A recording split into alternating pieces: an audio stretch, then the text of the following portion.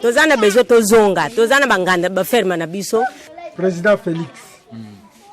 azongisa biso moni koya na ngai kolongwa epai touti kuna tikokoma na maluku. D'abord il faut que ezali kama mboka makambo eza kuna na este tozo souffrir makambo ezalaki yaka mwana sapu tozali ko souffrir makambo epezele kana comment tout ezopesa biso pasi batu bauti musika mususu baye na makolo baye esika ubafana maluku pasi mingi pasi ya kolala pasi ya kolia pasi ya makambo etali santé toki poto yesango que biso moko en tant que peuple congolais en tant que population congolaise to bostani bangote essentiel est que congolais esika nyonso azali ezali mabele na ye ezali mboka na ye rekofanda partout toyebi bien que kuna nungu ezalaki eko toyeki kutuna bango ba oyo balingi bazonga tolingi to préparer retour na bango na ndenge ya malamu tina biso toyelaki surtout ya ngwana parce que toyokaki baeko ke ezana batu mingi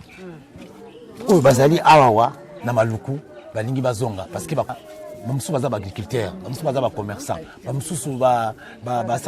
basalaka bilanga na bango bakoki kofanda na ndenge wana te epuis tomoni abana mike bazokende kelasi te mpona toyebisi bango topesi bango promesse tozwi bakoma na bango tokende kosarranger na bamikonzi surtout na chef de l'état ye moko mpona toyeba dans quelles conditions oyo tokoki kozongisa bango mpo bakoki kozonga mpe pamba ndenge wana te parce que beaucoup mpe baperdre ya biloko ntina nde toyaki yango wana makamwa ndambo tozalaki nango totikeli bango mais topesi bango promesse parce que la promesse est une dette que toya kozonga la semaine prochaine parce que kolia awa tomoni ezali difficile soins de santé ezali difficile tomoni bamama misusu wana bapota ese bimisi batofina bakusu donc tokoki kosupporte makambo wana te yango tozali misu tozali oreille tozali monoko ya chef de l'état on en est toyaki. Voilà, ici nous sommes à Maluku. À Maluku, c'est un camp de déplacés de conflits de Kwamutu. Et nous sommes venus, nous avons appris qu'il y avait ces déplacés qui étaient ici, qui vivaient dans des conditions extrêmement difficiles. Et il fallait absolument que nous venions, au nom d'abord du chef de l'État, venir nous enquérir de la situation. Et après s'être enquéris de la situation, nous avons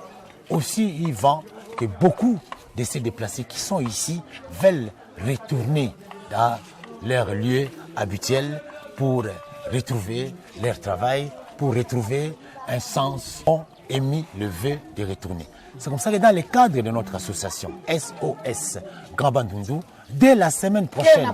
nous allons nous atteler pour trouver des voies et moyens congolaises pour que ceux qui veulent retourner le plus rapidement possible et sont pris à aller à l'école. Ça fait plus de 2 ans que des petites filles qui étaient venues à l'âge de 11 ans, 12 ans, aujourd'hui ont 14, 15 ans, certains 16 ans, d'autres sont devenus majeurs ici et ne vont pas à l'école. C'est une situation intolérable.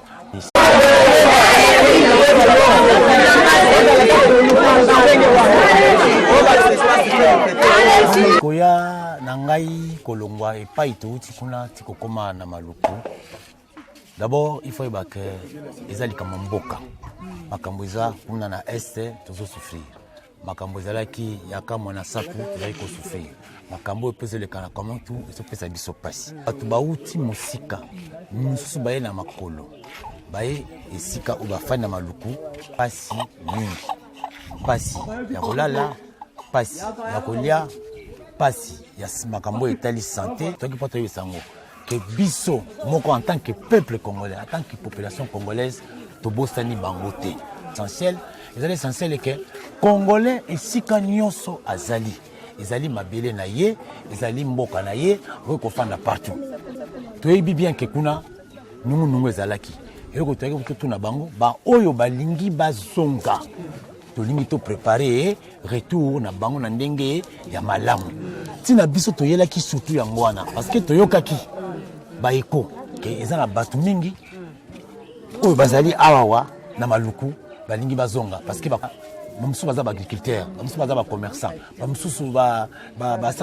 basalaka bilanga na bango bakoki kofanda na ndenge wana te. Epuis tomoni ya bana mike bazokende kelasi te mpona toyebisi bango, topesi bango promesse, tozwi bakoma na bango, tokende kosarrange na bamikonzi surtout na chef de l'état ye moko mpona toyeba dans quelles conditions oyo tokoki kozongisa bango mpo bakoki kozonga mpe pamba ndenge wana te, parce que beaucoup mpe baperdre biloko ntina nde toyaki yango wana makamwa ndambo tozalaki nango totikeli bango, mais topesi bango promesse, parce que la promesse est une dette que toya kozonga la semaine prochaine, parce que kolia awa tomoni ezali difficile, soins de santé ezali difficile, tomoni bamama misusu na bapota ese bimisi batofina bakusu, donc tokoki kosipote makambo wana te, yango tozali misu, tozali oreille, tozali monoko ya chef de l'État, on en est toyaki. Voilà, ici nous sommes à Maluku. À Maluku, c'est un camp de déplacés de conflits de Kwamutu. Et nous sommes venus, nous avons appris qu'il y avait ces déplacés qui étaient ici, qui vivaient dans des conditions extrêmement difficiles. Et il fallait absolument que nous venions, au nom d'abord du chef de l'État, venir nous enquérir de la situation. Et après s'être enquéris de la situation, nous avons aussi eu vent que beaucoup de ces déplacés qui sont ici veulent retourner dans leur lieu habituel pour retrouver leur travail, pour retrouver un sens, ont émis le vœu de retourner. C'est comme ça que dans le cadre de notre association SOS Grand Bandundu, dès la semaine prochaine,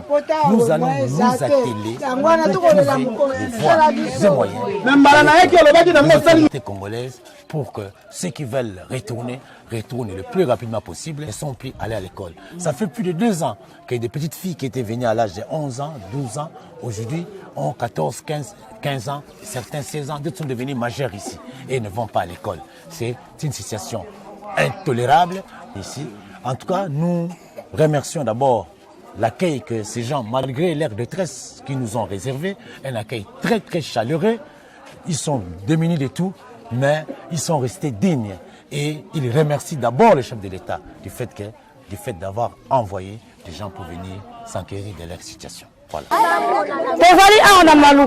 maluku awa toyo kolia maboki ya pamba te kasi toyo kolela na bai o bakimaki bitumba na kwa mutu SOS ezali sanga ya Grand Bandundu baye kola ko soutenir bana bango la Bandundu toza na kati école bandako ko fanda ezate bisika kolala ezate na mvula na malili bana ba mama ba papa bazo souffrir na malili eloko ko lui ezate Rigobert Kuta mwana mboka moto makasi moto na mayele akitaki na compte ya SOS pour la kotala ba déplacer à Grand Bandundu. Et Grand Bandundu ezala ba ministre, ezala ba député. Rigobert Kuta za ni député, aza ni ministre, mais quand même aye alongoli mutuka na ye carburant na ye pour na ya kotala bandeko oyo ba kimi bitumba na Bandundu. Yo oyo zolanda biso, yo oyo zui vidéo oyo on meka kotia toko bakisa ya yope na bana na biso baza bana betiki baza. Ezana ba papa misusu bakufeli ba mama bana batikali ebele ba misusu bazosenga bilamba kolata ba misusu bazana mapapa te tomoni awa oyo koki ko contribuer pona kosunga bandeko na biso tribalisme le kwa tolongolaki problème biso za Congo ba congolais ne ba kolela ba congolais ne ba kufaki ba congolais bazana pasi tozana bitumba to bunda elongo na bandi ete na kotika bilili mwana mboka Rigobert Kuta ameka ko expliquer to ko solo na nenga sololi na ba mama na bandi ngana bino to kutani lisusu mbalasima na bengi lisusu mama Elise mama Jacqueline Ochudi mama Elise ba maman nyonso o bazaka ba maman social en tout cas na bengi bino pour na problème ya bilenge to ya bana betike bazawa po etukutana zusu mbalasima Mama Kapinga depuis Angola na ibi ete pasi ya bato zaka pasi na yo likambo ezu biso ba congolais pasi o bango ba kolela baza bande kuna biso tribalisme to suto chaki mopandi mungala muswahili problème na biso eza Congo kolela ba mama eza kolela na biso bana Congo ba kolela pasi ezu congolais nyonso moyimbo kanyoso ba diaspora to simba na loko eloko moko to simba to sunga ba baza na pasi na kolela po ete nkolo pe atala biso na liso mawa na bandi ete to kutani lisusu mbala sima. baza na pasi makasi mpona mai na moya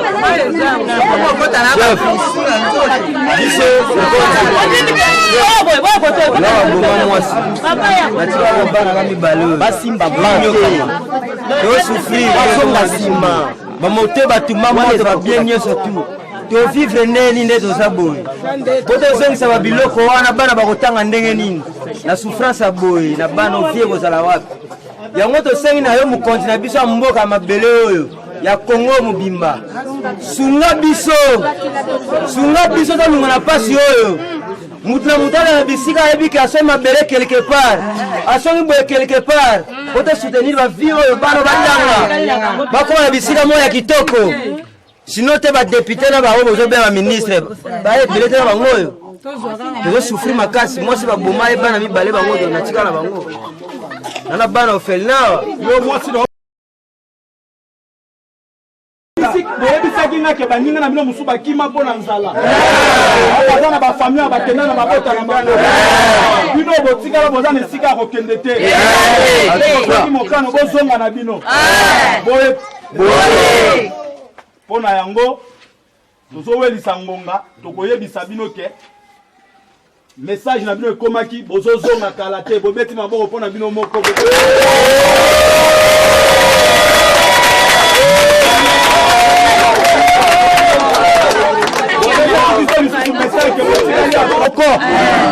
moto moko akosa bino lisusu te boteya baoyo batikali kuna babokokende kokuta si bazongi oyebisa bango ezala muteke ezala muyaka tozali mutu ezala muluba ezala mungala tozali mutu ezala mutu abandundu ezala mukongo ezala muluba mungala muswahili tozali mutu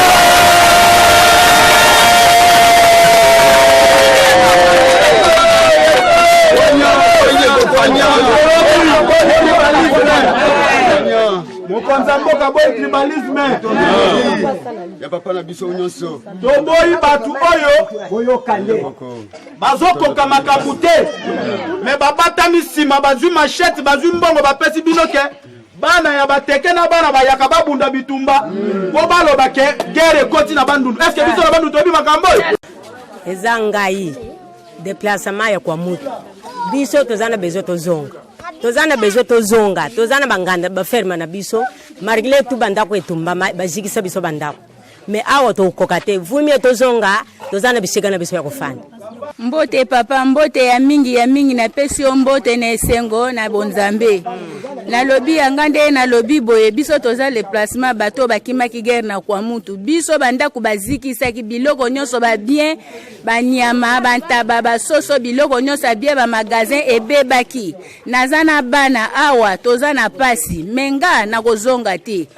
bana nanga misusu pe bamona na teti lelo bolukela nga esika botianga kamwa mbongo na luka moya ko débrouiller pona boko eza boye bana oyo baza tina surtout baoyo basi ndenge badéveloppe boye soki age mati mpo batanga eza pasi toza na déclaration mpo na bana batanga tala année eleki deuxième année bana batanga te bon sikoyo soki badéveloppe bakomi na baage moko talaka bana mbulu bakozala na amour ya kotanga toza na posa bana basala nini batanga botika ye moko aloba mama ye moko aloba bana bakoki kotanga kameme awa ata toza na pasi me bana batanga po parce kuna kote towiti tozosenga bino bakonzi nde botya kimia ya bien nde bozolakisa biso ke tozonga tolakisa bango ke toza mutu moko wana eza parole na biso biso toza lokola bango bakoyoka biso te ordre wana ekouta epa na bino bakonzi bino bokozwa solution bosa bolukela biso place biso nyonso boisale biso tovanda po tozosouffrir papa tozosala boye condition toza nango eza yango te nde yango wana naza na mingi ya koloba tika yango wana nalobi papa cordon mbote na biso mbote boyoka nano te biso lokula oyo toza na baferme na biso oyo toza na baferme topesa mbongo togania nano te tosala misala na bafufu eza na kati naza conscient président Félix azongisa biso mosusu boyo toza na bafere tokende kosala misala oyo baza na baferme te bapesa bango bisika na bango ndenge bazolula biso tokozonga tosala mosala mpo toza na makasi. Merci papa. Sa mwana kuna mwasi bakate loboko bana mosusu batikali wana na mama na bango bakangama kuna na zamba batikali kuna bakangama kote bakenda na yeba te nga pe kote na yeba bango pe bayeba te mais ngande na zara suko soutenir ngai na koyeba mayele ya koluka kote bango bazali obe bango pe baluka mayele ya koluka place nga na zara na ozonga kuna na zara o soutenir biso tokende tisiko mapili mase ebali tisiko bazobo bakabata isiko no tozonga tisiko papa tu solution kama tisiko makilizo sopa tokozonga ndenge nini ekabana ngango mwana bote biso tozalaki na bamboko kuna ya kati kimia na ekoti te biso toutaki masiaka kota kwa mutu bamboka kati tina miniti oyo bazoboma biso kutu bana bakufa koyo biso tokomi awa tokozonga lisusu kuna ndenge ni bozwa biso solution bolukela biso bisika tofanda toluka moya kovivre tozodebrouye na Kinshasa totangisa mpe bana baklasi tala bana bazolela bana bazotanga te souffrance. Mbote papa ezanga déplacer ya kwa mutu papa awa pasi eleki nga nazozonga nalobi nazozonga naza na ferme na ngai ndaku batumba biloko nyonso tu batumba me nandimi kozonga na mabele na ngai papa okanisa biso po tozonga na mabele na biso eza ngai déplacement ya kwa mutu biso tozana bezo tozonga tozana bezo tozonga tozana banganda baferma na biso marigle tu bandako etumba bazikisa biso bandako me awa tokoka te vumie tozonga tozana bisika na biso ya kofanda. Mbote papa ezanga déplacer ya kwa mutu papa awa pasi eleki nga nazozonga nalobi nazozonga naza na ferme na ngai ndaku batumba biloko nyonso tu batumba me nandimi kozonga na mabele na ngai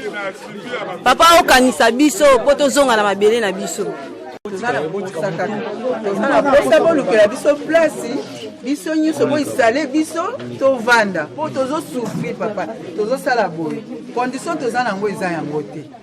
nde yango wana naza na mingi ya koloba tika yango wana nalobi eza boye bana oyo baza ntina surtout baoyo basi ndenge badevelope boye soki age mati mpo batanga eza pasi toza na déclaration mpona bana batanga tala année eleki deuxième année bana batanga te bon sikoyo soki badevelope bakomi na baage moko talaka bana mbulu bakozala na amour ya kotanga toza na posa bana basala nini batanga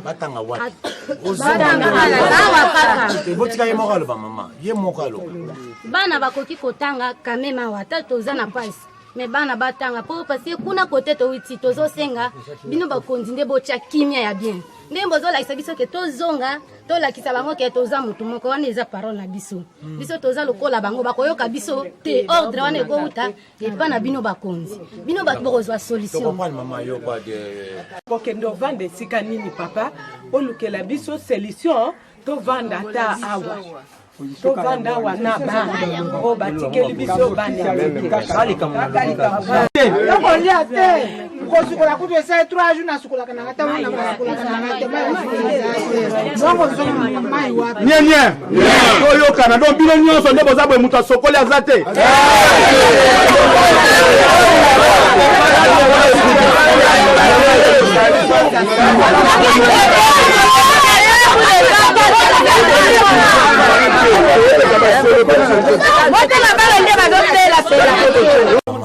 tomoni oyo na kati ya bakimi bitu bakimaka bituma na kwa mutu tolingi toyeba mpenza eloko nini elongodisi oyo makolo kuna mpenza ti na esika toza na maluku. Merci beaucoup mama. Omoni koya na ngai kolongwa epai touti kuna tikokoma na maluku. D'abord il faut que ezali kama mboka toza ba congolais epai nyonso congolais afandi aza kosouffrir oyo ayebi ke azali vrai congolais akoki kotikala tranquillité makambo eza kuna na este tozosouffrir makambo ezalaki yaka mwana sapu tozali kosouffrir makambo oyo mpe ezolekana kama tu ezopesa biso pasi mais pasi ezosu makasi mpona nini bato bauti mosika mosusu baye na makolo baye esika oyo bafandi na maluku baza na pasi mingi pasi ya kolala pasi ya kolia pasi ya makambo etali santé et surtout pasi ya batu oyo mususu ba père maman ba famille ba mususu batata ba papa ba kufi mama kufi bana kufi moi bana ba kufi batumbi besika na bango place akola les até yango na toyaki eloko liboso toyaki pour to rassurer bango soutien ya chef de l'État son excellence Félix Antoine Tshisekedi aza na bango yango na toyito ça bango ke ezala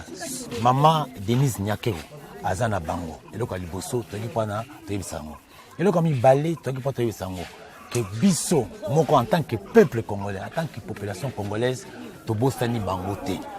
eloko misatu oyo toyaki po toyebisa bango surtout eza essentiel que congolais esika nyonso azali ezali mabele na ye ezali mboka na ye oyo kofanda partout toyebi bien ke kuna nungunungu ezalaki eloko toyaki kotuna bango baoyo balingi bazonga tolingi to préparer retour na bango na ndenge ya malamu ntina biso toyelaki surtout yango wana parce que toyokaki baeko ke eza na bato mingi oyo bazali awawa na maluku balingi bazonga parce que ba conditions de vie eza malamu te ya bamususu baza baagriculteur bamususu baza bacommerçant bamususu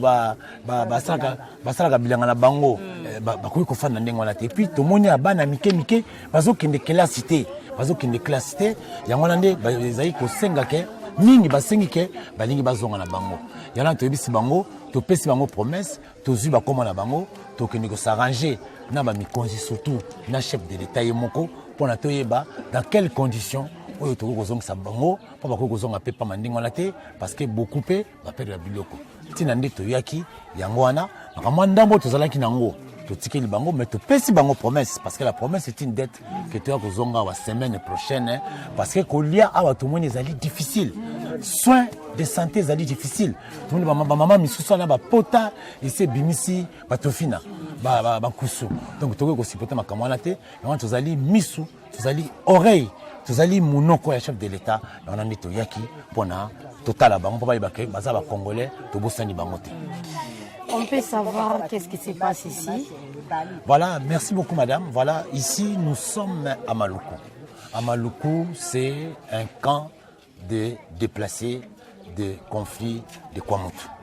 Et nous sommes venus, nous avons appris qu'il y avait ces déplacés qui étaient ici, qui vivaient dans des conditions extrêmement difficiles. Et il fallait absolument que nous venions, au nom d'abord du chef de l'État, venir nous enquérir de la situation. Et après s'être enquéré de la situation, nous avons aussi eu vent que beaucoup de ces déplacés qui sont ici veulent retourner dans leur lieu habituel pour retrouver leur travail, pour retrouver un sens de famille, l'unité dans la famille. Et ici, ce que nous avons constaté ici, que parmi ces réfugiés, la situation sociale est catastrophique et que les gens vivent dans des conditions indécentes. C'est la raison pour laquelle nous demandons aux autorités, de manière urgente, d'agir pour que, car parmi les réfugiés que nous avons ici, beaucoup ont émis le vœu de retourner. C'est comme ça que dans le cadre de notre association SOS Grand Bandundu, dès la semaine prochaine, nous allons nous atteler pour trouver les voies et moyens avec les autorités congolaises pour que ceux qui veulent retourner le plus rapidement possible. Car vous voyez, ça fait 2 ans que ces enfants, ces petits-enfants que vous voyez ici, ne sont plus allés à l'école. Ça fait plus de 2 ans que des petites filles qui étaient venues à l'âge de 11 ans, 12 ans, aujourd'hui ont 14, 15 ans, certains 16 ans, d'autres sont devenus majeurs ici et ne vont pas à l'école. C'est une situation intolérable. Comme nous ne voulons pas avoir des réfugiés à l'est du pays, nous ne voulons pas avoir aussi des réfugiés ou des déplacés ici. Nous devons tout faire pour qu'ils retournent. C'est la raison pour laquelle je lance un SOS pour qu'à partir de la semaine prochaine, toutes les personnes de bonne volonté qui veulent nous aider, qui veulent aider surtout ces déplacés, surtout ces enfants, surtout ces mamans qui sont en situation de détresse, nous appellent pour que, à partir de lundi, qu'ils obtiennent à manger,